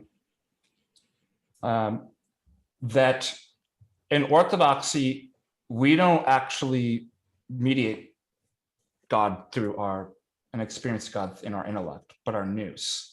And so what we would say on Mount Tabor, Moses, it's not actually, although his senses are still in the world and he's seen something, what he's experiencing is not being mediated either through his senses or intellect, but it's going straight into his nous. And so it kind of destroys that dichotomy of oppositions, those dialectical opposition. It's like, yeah, the senses are involved. And really, the only reason why that stuff is all out of order, really the senses should be in order with the intellect, and the intellect submitting to the heart, right? But the knowing as far as God and the experience of God doesn't occur in the intellect, it occurs in the heart. That's fundamentally different. But does that kind of make some sense? So I'd say that, again, I don't think the analogy works, because I think you're correct to point out we really are experiencing our wives, but her essence is, and your wife's essence is really there in space-time. God's isn't. And therefore it poses a particular problem then that I have to then simply be mediated through a chain of effects in which God is not present in the same way that anybody else is in the temporal space or world. And then lastly, just to resum up, we would say that no, in the divine light, the uncreated light, the fire, you're actually experiencing no mediation even through sensibles, even though you're still sensing something. Let me let Christopher give kind of his response, and then I will ask one question to Father Deacon, and then we'll wrap up. So, just a very quick diagnostic question so I can try to figure out how to respond. If I were standing next to Moses as he were having this theophany, right, would I be able to see that the bush is on fire? No, we actually have several accounts, possibly no, actually, because we have several accounts of the uncreated light where people aren't seeing it. So that's an excellent question. So then, yeah. So somebody's actually seeing it, and the other person is standing there and isn't. So is it okay? So in that way, at least, it sounds as if, to the extent we have a disagreement at all, that disagreement is about what's actually happening on Mount Tabor, where it sounds like the Eastern interpretation is much more of a mystical experience within Moses kind of thing, whereas I think the Western tradition would say something closer to, the bush is actually on fire. It's a miraculous fire, but it's a sensible fire. And God is speaking through this created fire. So it's not maybe so much a distinction in a difference of opinion in how we experience God, but maybe a difference, or to a certain extent, maybe this our deeper theological differences about the experience of God here are being masked by different readings of the actual biblical events. So it sounds to me more like you want to read Moses' encounter with the burning bush more or less similarly to, say, the ecstasy of Saint Teresa than to an actual external event, which is okay. So be it. But I guess your response to I didn't grasp the response to my analogy. It seemed like the kernel, the core of that response consisted in saying that my wife's essence is in this world. That's of course right, and that's of course different from God's essence, which is not. But I don't see how that makes a difference, right? The analogy didn't rest on where my wife's essence is located, whether in this world or out of this world. The analogy rested on the fact that no matter where my wife's essence is located, when I say that I have a direct, immediate experience of my wife, I do not mean that she's in my eyeballs.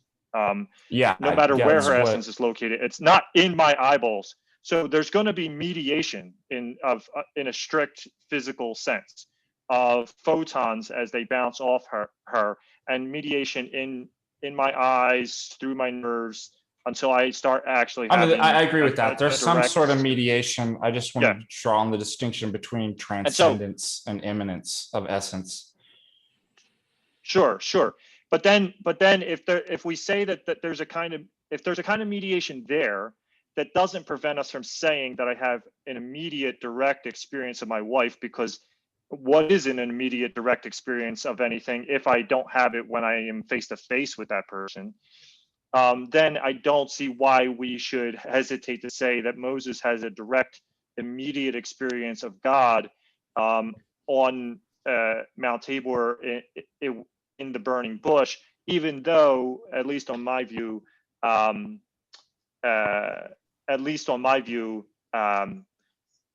it's happening through the mediation of a created fire. And to me, it sounds like, at least to me, it seems as if there's no, that analogy doesn't rest on where God's essence is located, whether it's in this world or that world. It just rests on, is there something coming directly between me and God's essence, right? Like, insofar as we don't want to say that God's essence is in. I think it absolutely does make a difference if it's immanent or transcendent, because, for example, if you received the handing down of an ancient letter over the last 6 centuries written to you in the future, that's a mediation of the cause. Sure. Would you say that, I can still say I have a direct experience of that person? I don't think you would actually say that. No, not in that case, but I would say I have a direct experience of my wife when I'm face to face with her, despite the fact that my wife is not in my eyeballs or in my brain. Right. So, I mean, first of all, by direct experience, we don't mean are there other things involved? Is her essence like, I would say that, but I'm not even convinced that I can have an immediacy with my wife through her and that her essence is embodied, right? That's not through a causal chain. And so, and I think that's fleshed out simply because of the immanence, the embodiment of her essence in the material. You can't actually say that about God. And so what you get is something much more like the analogy of the causal chain of the letter going back 6 centuries ago, in which case, so you're playing up on like, okay, there is a sense of mediation, right, involved in, but that difference actually is all the difference. whether the essence is actually embodied in the mediation, is actually present there, is what allows you to say that I have immediate experience. Otherwise, you're left in the analogy of the letter, going back 6 centuries. That would be my point. In which case, we wouldn't say, I'm actually experiencing God and having immediate presence with him. But my point about my wife was that there is a causal chain, right? That there is a causal story to be told about how a picture of my wife, a visual image of my wife, or my wife's gets to my eyes, or the story, a story about how my wife's voice gets to my ears. There's a physical causal story to be told there that involves a causal chain. There is a chain, right? Like without the photons between us, I wouldn't see my wife. Without the sound waves in the air, I wouldn't hear my wife. And yet that mediation, that level of mediation at least, does not prevent us from saying that I have an immediate experience of my wife. And so when we come but you have immediate experience of her essence through that, right? Which you wouldn't, because like in the Thomistic thing, right, I think you do, right? Because let's just go off the like kind of Aristotelian. So you need a medium, and you at least need a cause and effect. I don't know if you need a chain of them or something like that, but you have the transparent medium in which her essence through the sensible impresses, right? You have the image, the phantasm going into then your body, in which then resides into your mind. Yeah. So that, what does Aristotle say? When you actually know the person, know the essence, what are you actually knowing? You're knowing the form without the matters. And right. The form is the essence. So I can't say that about God. Well, not for Aristotle. Actually, the essence for Aristotle is the form and the matter together. Okay, so I'm right. Let's go with the Thomistic, right? That you're able to abstract the form from the phantasm on the potential intellect, and the active intellect is able to possess that in something like that. But you really have that, right? Yeah. And Aristotle actually says the form is the distinction between knower and known is one and the same. Correct? Right, but I'm not seeing how that's touching my point about, that's all right, but I don't see how that's touching my point about, in both cases, there is a kind of mediation.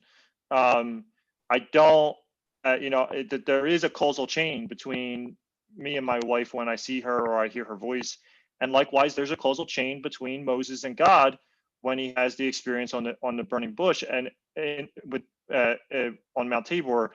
And what I'm saying is, if we're okay with saying that I have an immediate experience of my wife, despite the fact that there's a causal chain between us, then we should be okay with saying that Moses has a direct experience of God. I didn't say all causal chains or causality prevents one from having immediate experience, but only certain types. Good. So good. Okay. So then, what's the certain type of causal chain?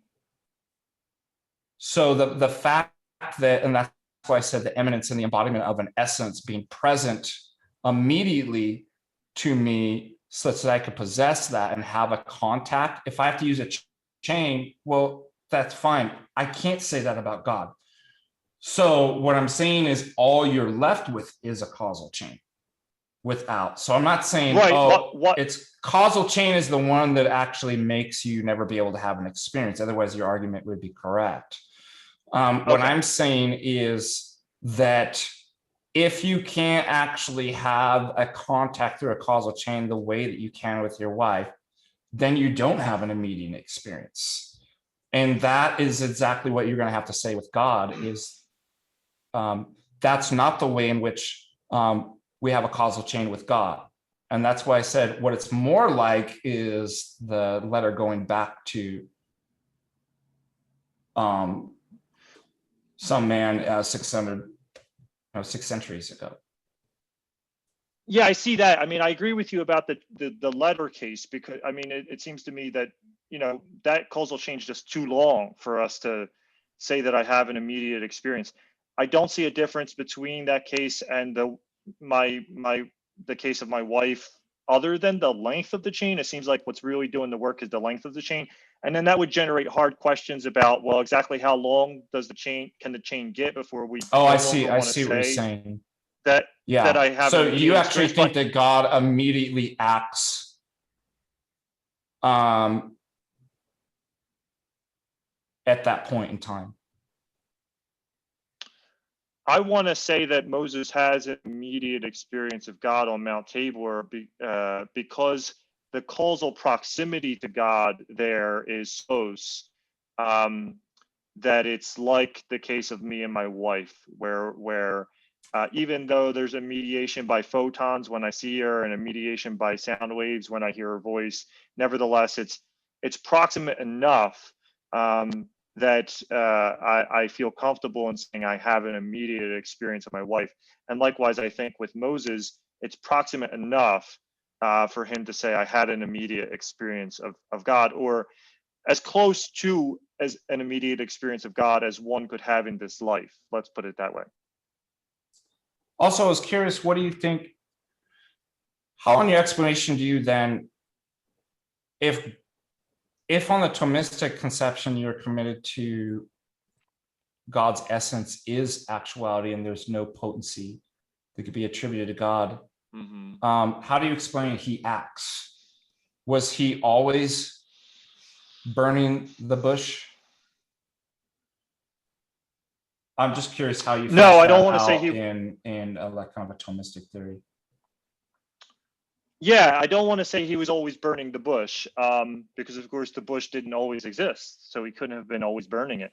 I mean, so what I want to say. Stop me if I open up a can of worms. Please let me know. That's fine. And you too, Christopher, because I don't want to keep you guys for 5 hours. I was joking about that, but no, it's fine. It's fine. No, I think we're getting into that. This is really good. So, I mean, at the most fundamental level, God is the cause of the burning. And so that makes it true to say that God burns the bush, that God acts to burn the bush. He is the cause of the burning. I don't think there has to be a change or modification in God at the time that the bush burns in order for him to be the cause of the bush's burning.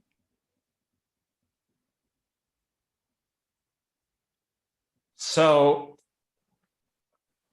something could be cause without effect. Nothing being can be cause without it. Okay. Without, I mean, a lot of this kind of yes. gets into, you probably know where it's going, the modal kind of collapse arguments that right. Sometimes I think they're presented incorrectly. But let me share, and someone stop me after this if you don't want to go any further, but just perhaps we could end with this thought. So I have a friend that his name's Bill, came up with this analogy that, so you're in a dark room. So this is going to be in terms of like necessary and contingent and cause and effect. I'm just curious, Christopher, what you think about. So you're in a dark room and you turn on your flashlight, right? Now, what you see is the effect is that white spot on the wall, correct? And then you turn it off. Yeah. And the spot disappears. So obviously the beam of light of the flashlight's the cause, and the white spot on the wall is the effect. Now, you're also going to note that the beam is not only obviously the originating cause of the spot, but when you have that on, it's the continuing cause of the spot. That means that the spot depends on the beam at every moment at which the spot exists, correct? So you follow me so far on this? Yeah. So let's call it the beam spot analogy.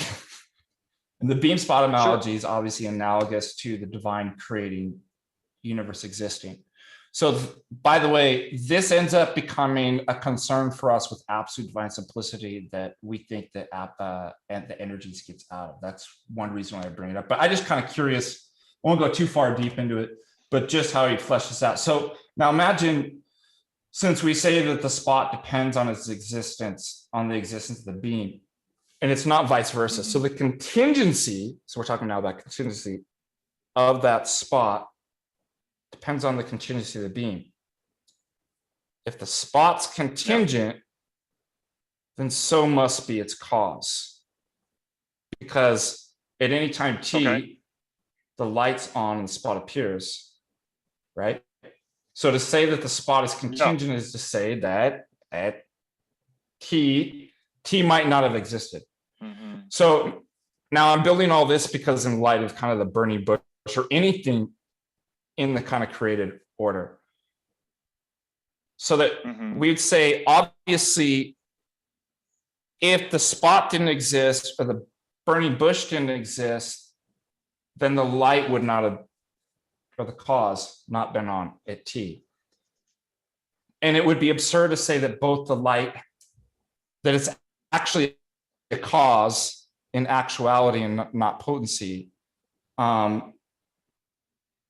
that it's actually and not that the spot, like the effect.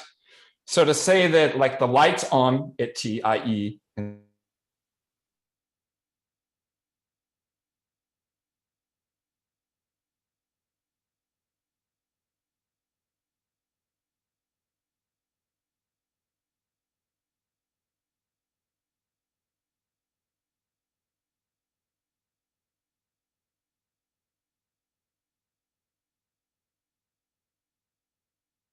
All right, so sorry about that. I had some technical difficulties on my end, but now I'm back. I'm hoping that that won't happen again. But yeah, the recording was saved, so nothing was lost.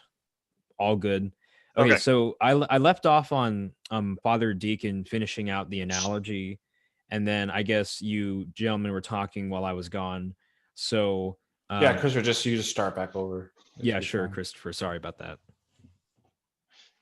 Right. So first of all, I guess it doesn't seem to me like this is an argument against the Thomist view.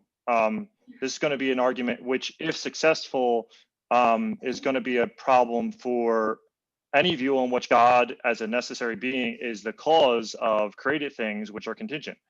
Yeah, I guess I would want to hear more about what the problem is for the Thomists specifically here. But well, I think because we would say that there can be potencies in God, and you would never say that. So we wouldn't say they're actual causes. Like we would actually say the energies as logoi are potential causes. Right.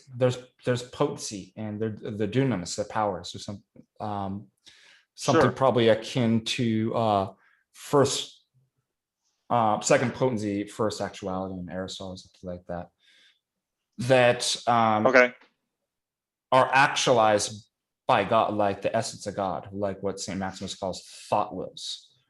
So, but a Thomist won't say that. So,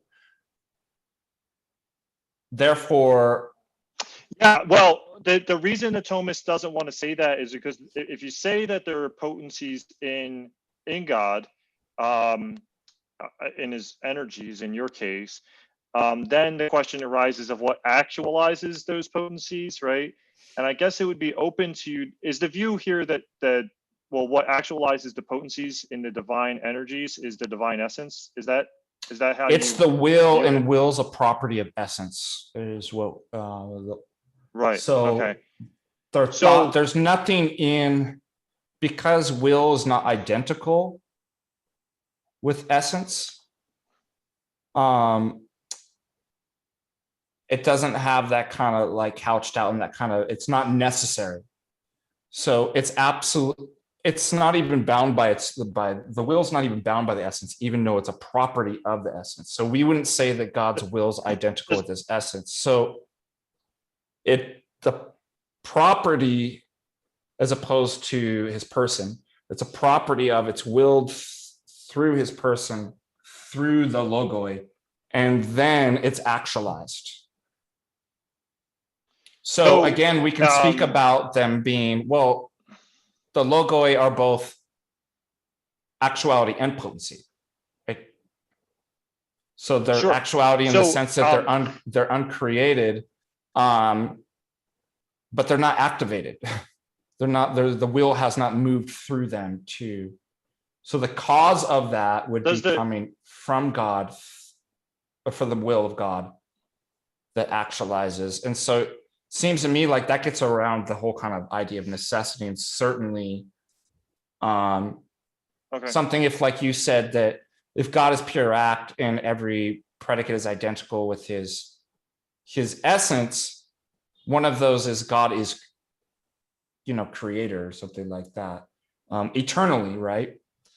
And that's not just a name from our side, but like it's a predicate that God actually has. Then wouldn't it seem that he has to be, you can't be eternally creator without a creation or something? These are issues that come up, as I'm sure you're aware. So on the Thomist view, God's being creator is a predicate entirely from our side. That's the standard Thomist view. We wouldn't want to put that in God in himself, because then you would get a modal collapse of some kind. Well, then how do we know? Partial modal I guess I'd collapse. be wondering, well, then how do we know that it belongs to God at all? Like, how do we know that even belongs to God attaches insofar as he is the cause of created things, and therefore is a creator. Yeah, Father Deacon, let me have you just ask one more question. Yeah, I'm sorry, but I knew I was good, going to you're open good. up a can. No, of you're good, worms. you're good. Sorry, can I? No. Swan, I'm sorry. There was a long questioning I was trying to pursue. So Sure. I'll try to make this as brief as possible. So, Father, you said that what I'm trying to get across with this is why the Thomist wants to say there are no potencies in God. So you said that the energies are actualized by the will. Does the will have potencies or no? I don't think, I've never seen the actuality of potency ever applied to will. Okay. I don't. So then whatever you're going to transcends. Yeah. So then whatever you're going to say about how the will actualizes the potencies of the energies without itself having potencies, I'm just going to say that that's how the divine essence actualizes the potencies of created things without having any potencies. I'm just going to tell that same story. Yeah, but we don't. You have to identify will with essence, though, identical to essence, where we wouldn't actually say that. That's not going to make a difference. That's not going to make a difference. You don't think so? If like it's necessary, then. Okay, so let me have Christopher. Yeah, it's just what. Let me just have. Sorry, I don't mean to interrupt. Sorry, Christopher, just explain why you believe that you kind of you said that you could do the same thing basically that an Orthodox person could do with your argument, and then I'll let that. If that's okay, I'll let that be the last word, because we start out with the essence energy distinctions. Now we're getting to absolute divine simplicity. We can do a part 2, to be honest, but just like we're getting into part 2 right now. I'd be happy to. Sure. Okay. So the reason I mention that is because so if you think it's a problem for God, for a God without potencies to actualize potencies of created things, then I think you're gonna run into an infinite regress, either an infinite regress, or you're going to have that same kind of issue in your own ontology, whatever it looks like.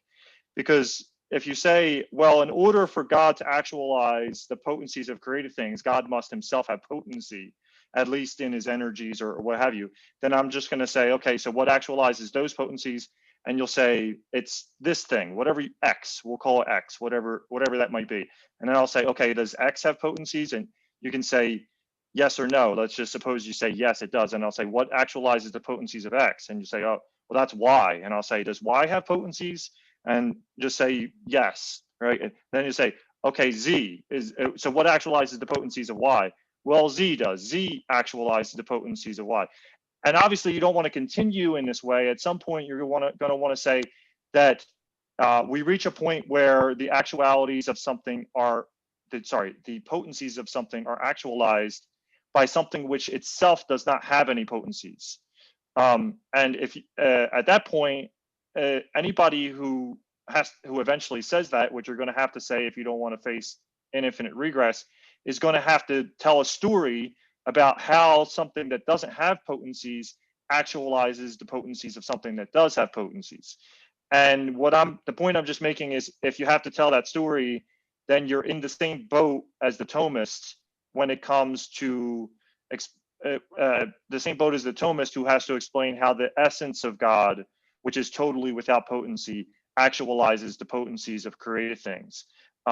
Whatever that story is, it'll be precisely parallel to the story that anybody else will have to tell about how the will of God actualizes the energies of God, despite the fact that the will of God has no potencies, or how the essence of God actualizes the will of God, despite the fact that the essence has no potencies.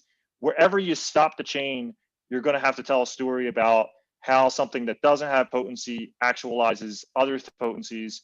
And once you have to tell that story, you're in the same boat as us. Okay, so let me let Father Deacon just give one last word. And the reason why I want Father Deacon to go last is, or give the last word, is because he was the guest on the show, and he's the one who started off everything. So yeah, I just want to. You guys are too nice to me. Come on. So, I mean, that's a point of departure too, because again, that's part of the reason why we have the kind of radical Apophaticism in the East. We're not going to couch those terms and let cause as actuality of some potency. The essence transcends that stuff. And so we're not going to get into the same issues, I'd say, because we're not actually, because of the Apophaticism, because we're not going to say that those predicates even are identical with the essence of God, that his act of will is necessary, because if his essence is necessary, then his act of will is necessary. And I think, I have more work to do on this, but as far as what I've read so far, that this is precisely the negation of the absolute divine simplicity and replacement with essence energies with that type of Apophatism is exactly what gets us out of. So we can have more, obviously, part 2 to talk about, and perhaps I could flesh that out some more. But I want to thank you guys for having me on here, and Chris, wonderful questions, by the way, and responses to this too. I think that you definitely represented the Thomistic's position correctly, and I appreciate that, and I appreciate your kindness to me too as well. I appreciate you enlightening me about the Orthodox tradition on this. I'm woefully ignorant of it, so I appreciate. I still feel ignorant too. I hope I did a well enough job. Again, I still feel like I'm learning so much, and I'm not an expert at all. And so, for anybody watching, forgive me if I got something incorrect. I try to always be teachable. All right. Well, thank you, gentlemen, for this very wonderful and illuminating conversation. I deeply loved it and enjoyed it. And I have so much respect for the East and the Orthodox. So I'm very happy to have you on, Father Deacon. And I hope in the future we can have, more Orthodox guests, and including Father Deacon back to enlighten and, teach us, and to hopefully have this exchange of ideas. So thank you so much. Get somebody smarter than me. I feel like, you can call upon me. You can call upon me for that anytime, Swan. I have many episodes worth of questions about various Orthodox doctrines. All right. Yeah. Well, thank you, Christopher. Thank you, Swan. And God bless you guys.